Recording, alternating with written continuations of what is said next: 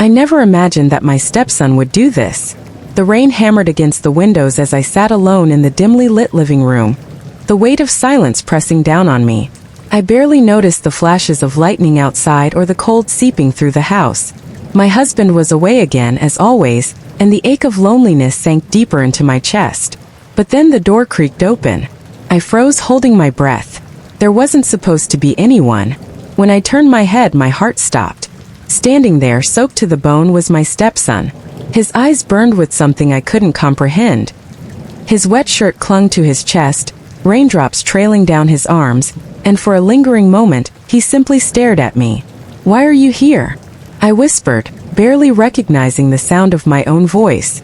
He stepped inside, closing the door behind him without a word. Slowly I stood, my heart pounding so loudly I was sure he could hear it. "You weren't supposed to come back tonight," I said, my voice barely steady. He didn't answer. Instead, he took another step forward, the room feeling smaller with each inch of space he closed between us. Water pooled at his feet, but his eyes, those dark, piercing eyes, never left mine. "Plans change," he finally murmured, his voice low, almost dangerously calm. There was something unsettling in the way he spoke, a tension I couldn't ignore.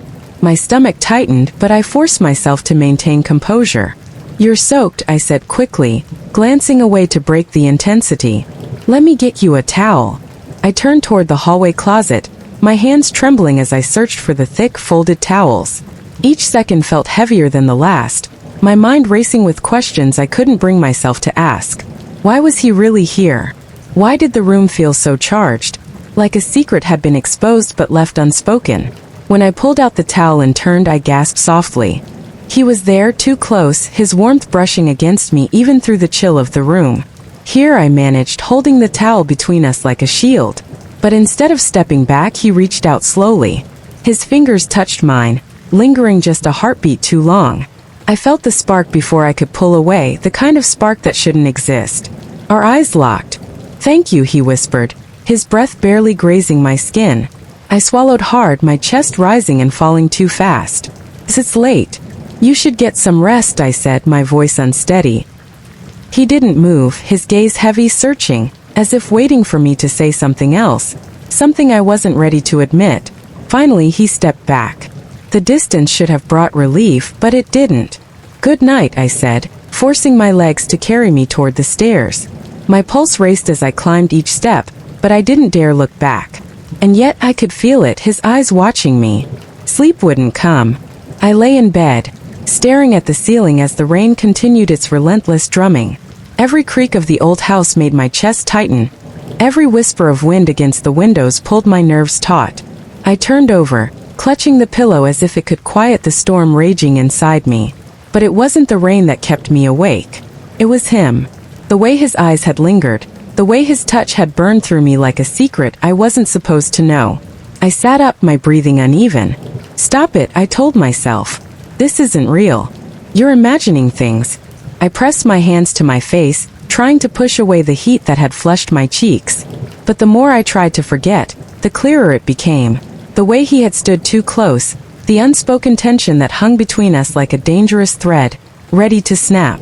Suddenly, a sound broke the silence. Soft, deliberate footsteps, far too close. I held my breath, straining to listen. They stopped just outside my door. I froze, every muscle tense. The door didn't open, but I felt him there. The weight of his presence seeping through the wood. Heavy and undeniable. Time stretched endlessly. Seconds felt like hours.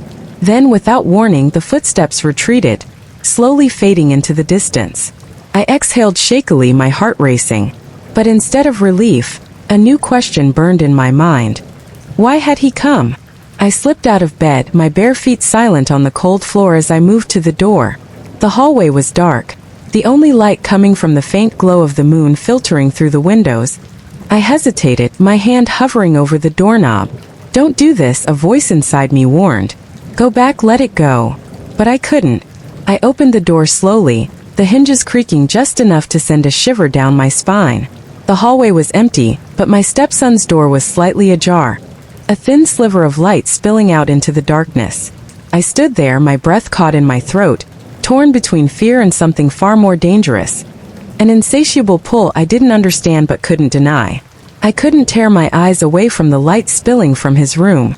There was something about it, something unsettling, that seemed to draw me in like a magnetic force I couldn't resist. This is wrong, I thought, but the echo in my mind didn't stop me. I took a hesitant step forward, then another, my heart pounding in my chest as I approached his door. Each creak of the floorboard seemed to scream in the silence, but still I couldn't turn back. I stood in front of his room, my hand hovering over the doorknob. I could feel his presence even though he wasn't in the hallway. His scent lingered, something faint but unmistakably his. I pushed the door open just a fraction more, and then I saw him. He was sitting on the edge of his bed, his back turned to me. His posture was tense, like he was waiting for something, or perhaps someone. "Are you okay?" My voice came out before I could stop it, soft and unsure. He turned to look at me, his expression unreadable. There was something in his eyes, a mixture of vulnerability and something else I couldn't quite place. "I couldn't sleep," he said quietly, his voice almost a whisper. "Just thinking." I stepped into the room, my feet moving almost on their own. "Thinking about what?" I asked, my throat dry, my words feeling too loud in the quiet of the room. He didn't answer right away. Instead, he looked down, his gaze flickering toward his hands and then back to me. "I've been thinking about us," he murmured. "Us." The word hit me like a punch to the gut. I froze, my heart skipping a beat. "What do you mean?" I managed to ask, barely keeping my voice steady. He looked at me, then really looked at me, and for a moment it felt like the world had stopped. His eyes were dark, filled with something raw, something dangerous. "I don't know why," he whispered almost to himself, "but I can't stop thinking about you." My breath caught in my throat, the room suddenly spinning. I should have turned away, should have left before this went any further, but I couldn't move. "You shouldn't say that," I whispered, my voice trembling. But I didn't step back. I was trapped, caught between right and wrong, between desire and guilt. He took a step toward me, closing the distance between us, his eyes never leaving mine. "I know," he said softly, "but I can't help it." I opened my mouth to say something, anything, but the words caught in my throat. What could I say? What was left to say? Before I could speak, his hand reached out, gently brushing against my cheek. It was so soft, so innocent in appearance, yet everything about it felt both wrong and right all at once. In that moment I realized there was no going back. His hand lingered on my cheek, the touch so delicate it sent a shiver down my spine. My mind screamed at me to pull away, to run, to lock the door and forget this moment ever happened. But my body betrayed me. I didn't move. "Stop," I whispered, but even I didn't believe the command. His gaze softened, almost as if he were waiting for me to give him permission. But I knew better. There was no permission to be given here, no excuse for what was happening. And yet, the pull between us grew stronger with every breath. "I don't want to feel this," I said, my voice shaking. "I never wanted this either," he replied, his voice low, hoarse. "But it's here, and I don't know how to stop it." His thumb brushed over my lips, and I sucked in a shaky breath. Everything inside me screamed for distance, for reason, but the closer he got, the harder it became to resist. I was trapped in a web of my own making, caught between desire and guilt, between right and wrong. And the worst part? I couldn't tell which side was winning. "Please, please," I whispered, my voice barely audible. I whispered, my hands trembling at my sides, "Please don't do this."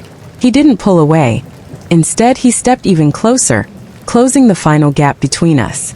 His breath brushed against my skin, and the warmth of his body overwhelmed me. "Why?" he asked, his voice barely above a whisper. "Why can't we have this just once?" The question hit me harder than I expected, tearing through the layers of confusion and hesitation I had built around myself. Just once, but there was always the door. If I opened it, if I stepped away, it would all be over before I could make a decision. I heard a sound from downstairs, the rumble of an engine, the unmistakable roar of my husband's car pulling into the driveway. I froze, panic flooding my body, my heart pounding in my chest as the reality of the situation hit me like a freight train. "What is it?" he asked, his eyes searching mine for answers. I couldn't respond. In that moment, everything collapsed. The guilt, the fear, the overwhelming need to hide it all.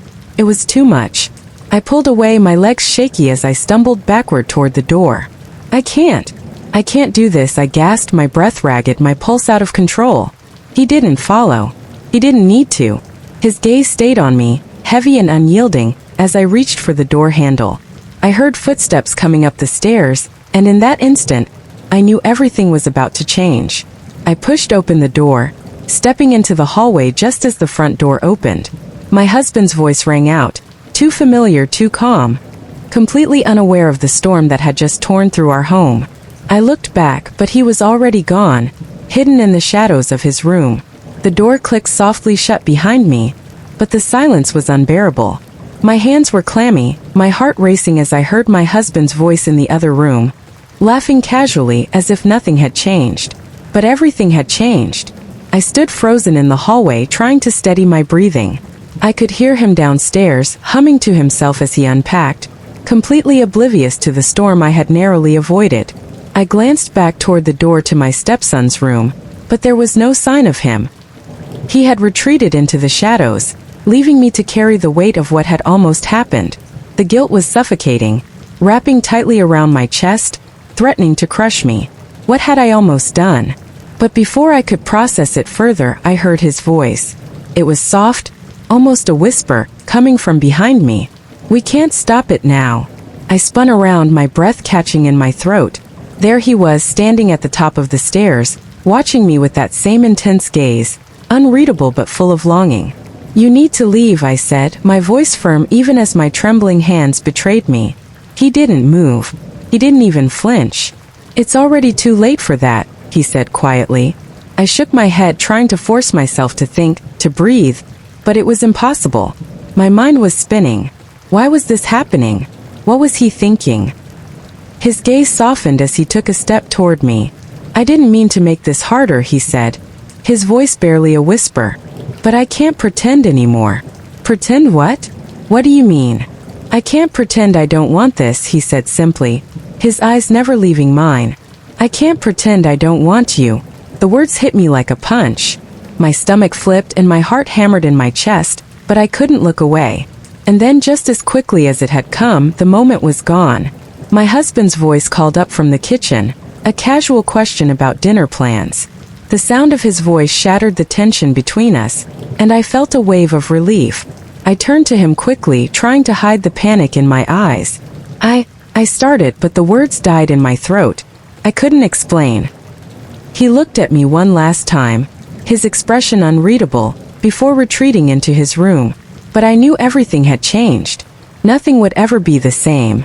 As I walked downstairs to face my husband, the weight of the secret between us pressed down on me. I knew it was only a matter of time before everything unraveled, and when it did, there would be no going back. The days that followed were a blur, each one blending into the next. The guilt gnawed at me relentlessly, a constant companion I couldn't escape.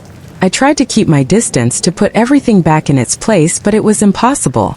Every time I saw him, every time our eyes met, I felt the invisible thread between us pulling tighter.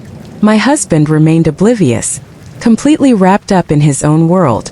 He had no idea that his life was on the verge of falling apart. And that was the worst part, the quiet dread that I would be the one to destroy everything. But what about me? What about my desire, the yearning that had taken root inside me?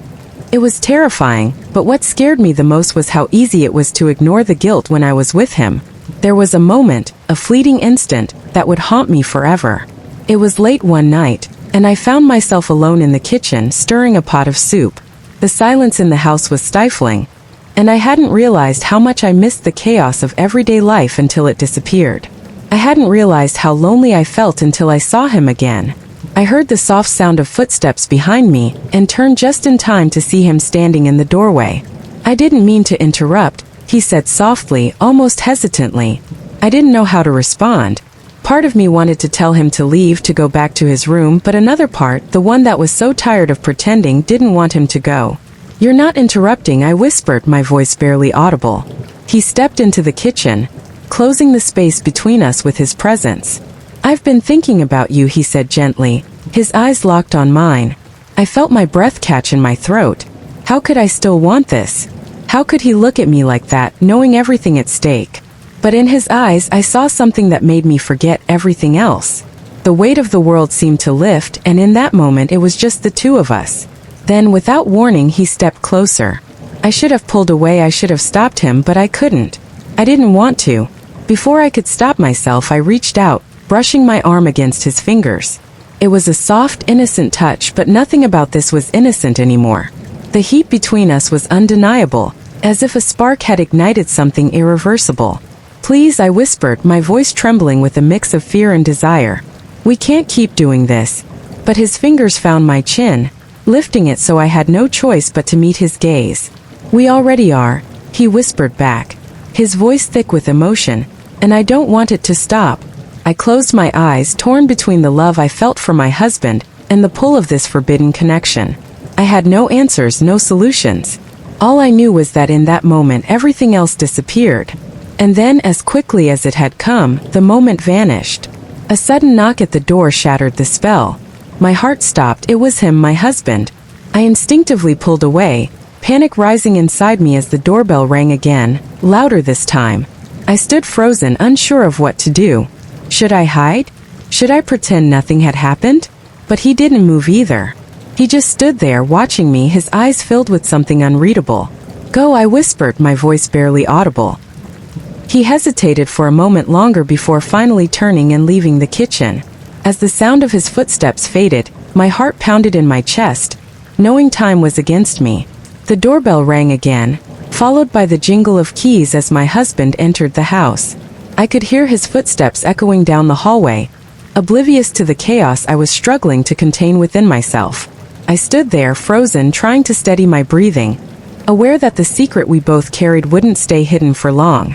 I turned to the kitchen window, hoping to calm my nerves, but there was no escaping the weight of the situation. What was I doing? What was he doing? Every moment felt like a ticking time bomb. And the worst part was that I couldn't stop it.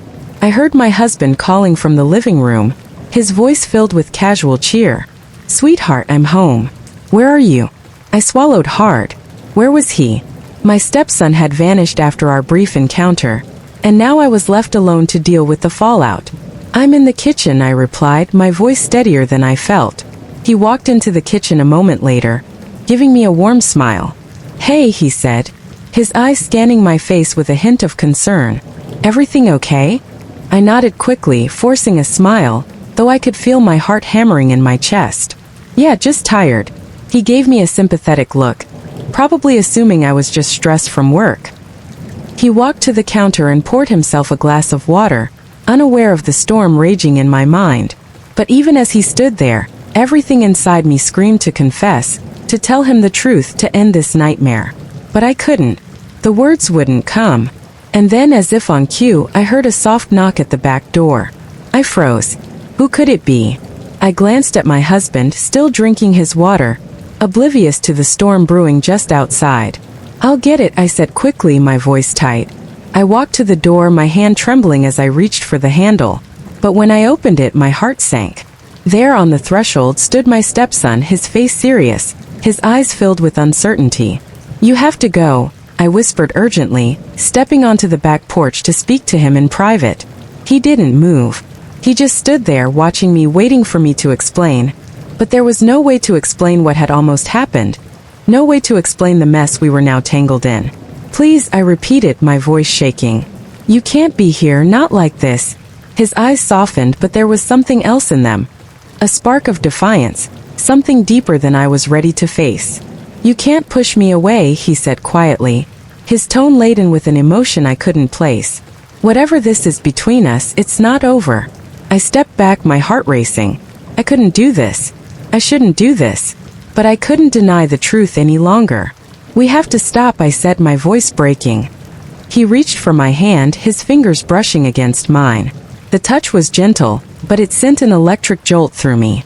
"I don't think we can," he whispered. And then it happened, the moment I'd been trying to avoid. The door behind me opened, and my husband stepped onto the porch, looking confused. "What's going on?" he asked, his eyes darting between the two of us. In that instant, everything stopped. The truth was there, hanging in the air between us, but I didn't know how to say it, how to make him understand. And then I heard the sound of a car pulling up, the unmistakable crunch of tires on gravel. My heart sank as I realized it was too late. The storm had arrived,